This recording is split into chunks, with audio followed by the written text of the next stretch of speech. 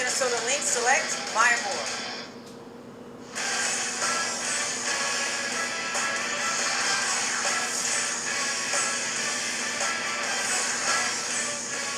We are ready for another season, your 2011 WNBA preview show here on NBA TV inside our Atlanta studios in Georgia alongside LaChina Robinson and Rushia Brown. I'm Mark Fine, and we are ready to bring you another season of the WNBA. I'm so excited to get started. Now, LaChina here is an analyst. She works here with us at NBA TV, also, of course, with the WNBA, and Ms. Brown over there played for a few years, 7 years in the league, so she knows how to break it down. But right now, we're going to watch her play. LaChina, why don't you break down the play of Rushia Brown?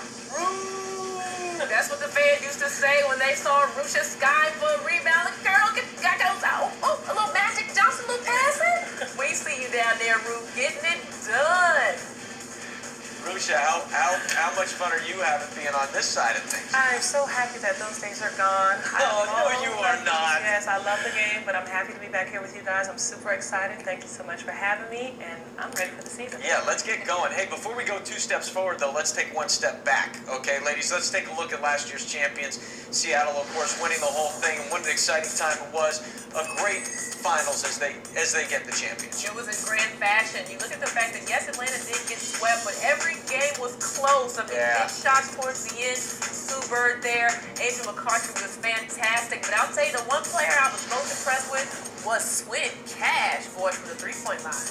Don't forget Lauren Jackson as well. Okay, there's a look at the recap there. McCarthy, you see her name all over it, but she does not wind up with the ring. Again, the Storm winds up getting the victory.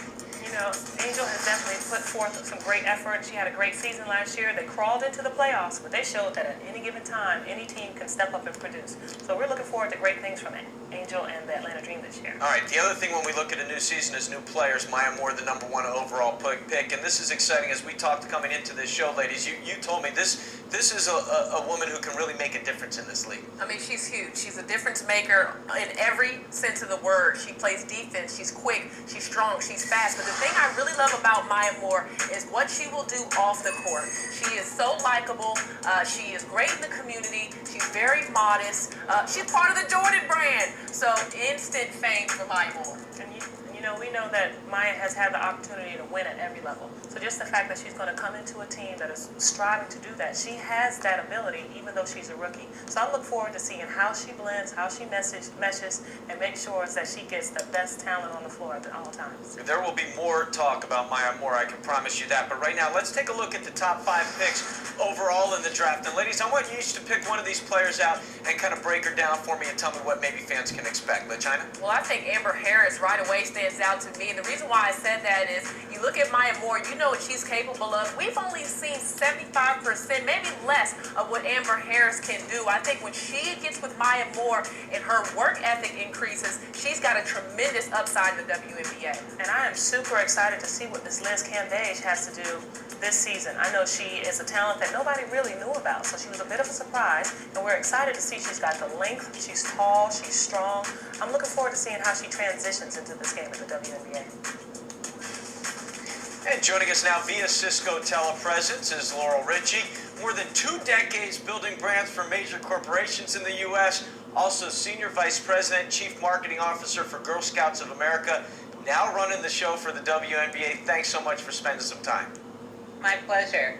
Well, my first question to you is, what drew you to this job? Obviously, you've had jobs with major corporations, Girl Scouts of America, a huge brand in this country. What made you want to work for the WNBA? Well, I think the WNBA is a terrific organization. It is great basketball.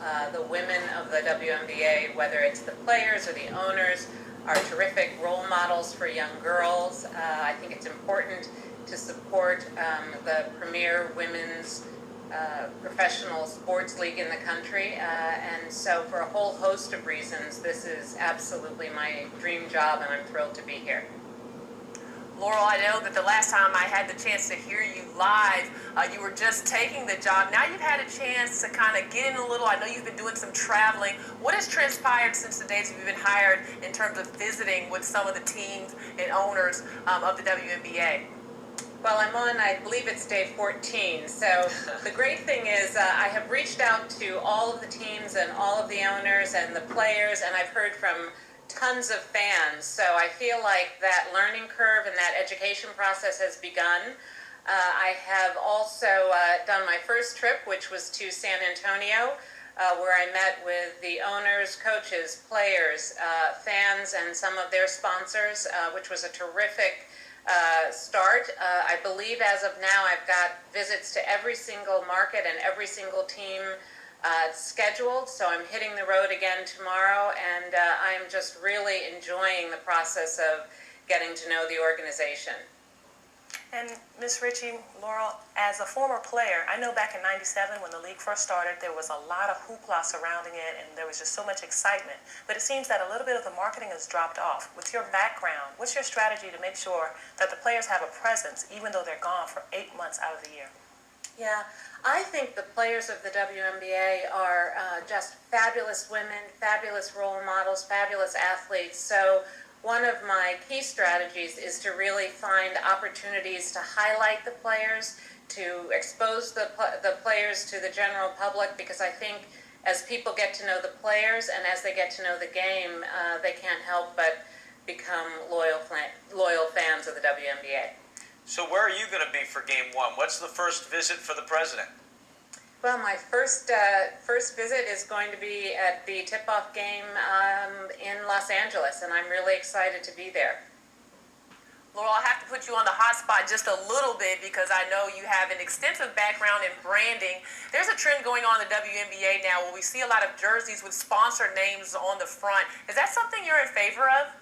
Yes. Absolutely. You know, I think that it takes a lot of people to make this league vibrant and successful, and we really welcome the participation of our sponsors, and I think having their name displayed proudly on the jerseys of these fantastic players, I think it's a great thing for the league.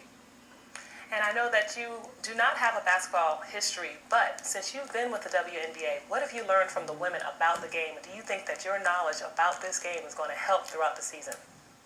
You know, it's interesting. I view myself as a fan of basketball, so while I may not have played basketball, I have been a fan for a long time, and I hope to tap into that experience as I work with my partners here and with our sponsors and with teams and the owners and the players to do the marketing of the league. So I know that the game is at an all-time high in terms of the quality of play, and so I'm looking to just really communicate that, leverage it, and just make sure that more and more people get the chance to experience what it's like to be at a game and really see our women play firsthand. You know, some folks might think this is a cheap plug for our network, but I think it's a relevant question. We've got 72 games for the WNBA on NBA TV this year. That must be something that excites you and excites the league in terms of having the exposure and having fans know where they can find games on a national basis on one network. So that's not a shameless plug. I think it is terrific. Part of being a sports fan is being able to see play and to understand how your favorite team does versus other teams, and to get a sense not just for your home team, but for the league overall. So the fact that so many of our games are going to be televised, I think, can only help grow interest and excitement for the WNBA. So shameless plug or not, I'm thrilled that it's happening. Well, if Madam President says it's okay, then I guess I'm good with it. Thanks so much for spending some time. We'll look forward to seeing you at the helm over the course of the next year and going forward. My pleasure. And here's a look at just some of the resume for Madam President. And look, no question, the league is in good hands going forward with Laurel Ritchie. LaChina, very excited to have her at the helm.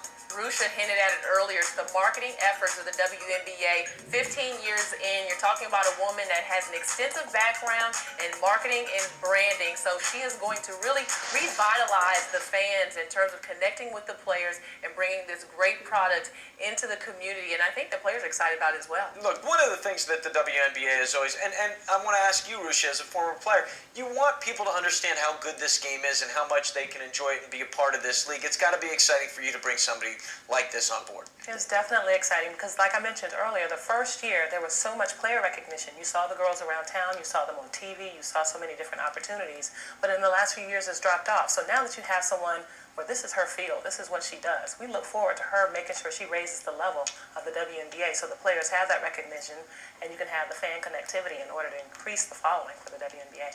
Okay, that's what she does. What we do is get you ready for the start of the new season. So we're going to take a timeout. When we come back, we'll preview. We'll start with the West. And where else would we start? With the defending champs. Can they repeat? We'll discuss. Keep it here.